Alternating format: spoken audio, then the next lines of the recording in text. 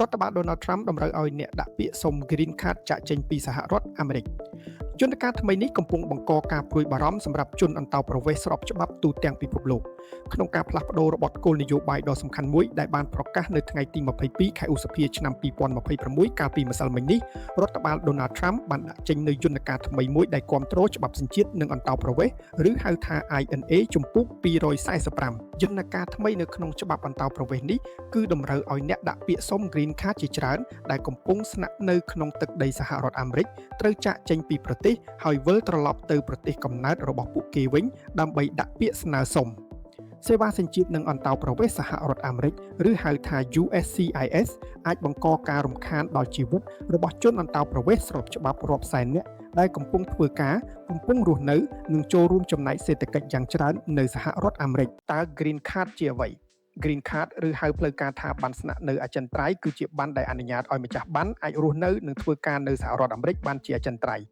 វាជាជំហានសំខាន់មួយសម្រាប់ជនអន្តោប្រវេសន៍ជាច្រើនក្នុងការក្លាយជាពលរដ្ឋអាមេរិកពេញសិទ្ធិនាពេលអនាគតជាទូទៅមនុស្សអាចទទួលបាន Green Card តាមរយៈការធានាពីសមាជិកគ្រួសារពីការងារពីការវិនិយោគឬទទួលបានពីកម្មវិធីពិសេសផ្សេងៗដូចជា Diversity Visa ឆ្នោត Green Card ឬស្ថានភាពជាជនភៀសខ្លួន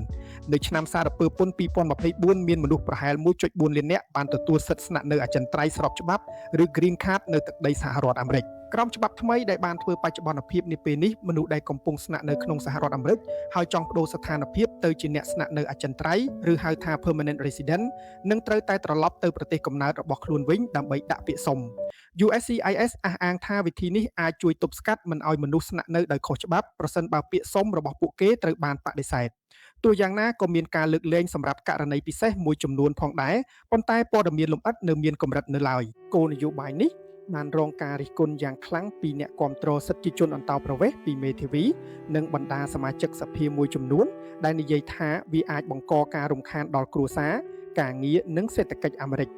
អ្នករិះគន់ដូចជាតំណាងរាស្ត្រ Delia C. Ramirez បានហៅវាថាខុសខើហួសហេតុខណៈអ្នកជំនាញព្រមានថាវាអាចធ្វើឲ្យកម្មករនិងអ្នកជំនាញមានជំនាញខ្ពស់ជ្រើសរើសទៅរស់នៅប្រទេសផ្សេងវិញការផ្លាស់ប្ដូរនេះមានផលប៉ះពាល់យ៉ាងសំខាន់ជាពិសេសចំពោះសហគមន៍ខ្មែរកំពុងរស់នៅសហរដ្ឋអាមេរិកនិងប្រជាជនកម្ពុជាដែលមានបំណងទទួលបានសិទ្ធិអន្តោប្រវេសន៍ស្របច្បាប់ទៅអាមេរិក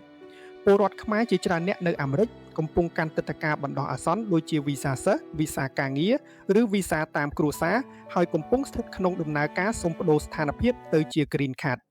គ្រួសារដែលមានស្ថានភាពចម្រុះដែលសមាជិកខ្លះមាន Green Card ឬសញ្ជាតិអាមេរិកឬខ្លះទៀតកំពុងរងចាំទទួលសិទ្ធិគឺពួកគេអាចប្រឈមនឹងការបែកបាក់គ្រួសារហើយនេះវាអាចជាអ្វីមួយដ៏ឈឺចាប់ដល់ជីវិតគ្រួសារពួកគេសម្រាប់បងប្អូនដែលចង់បន្តតាមដានបច្ចុប្បន្នភាពឬស្ថានភាពក្នុងច្បាប់ថ្មីនេះសូមចូលទៅកាន់ www.uscis.gov 2គេហទំព័ររបស់ស្ថានទូតអាមេរិកប្រចាំទីក្រុងភ្នំពេញ kh.uembassy.gov/visas ពីខ្ញុំបាទវឌ្ឍនៈបើសិនជាលោកអ្នកចង់ទទួលបានព័ត៌មានសំខាន់ៗនៅលើសកលលោកជាចំណេះដឹងបទវិភាគនយោបាយសេដ្ឋកិច្ចផ្សេងៗសូមកុំភ្លេច scan QR នេះរួចសូមជួយ like និង subscribe សូមអរគុណ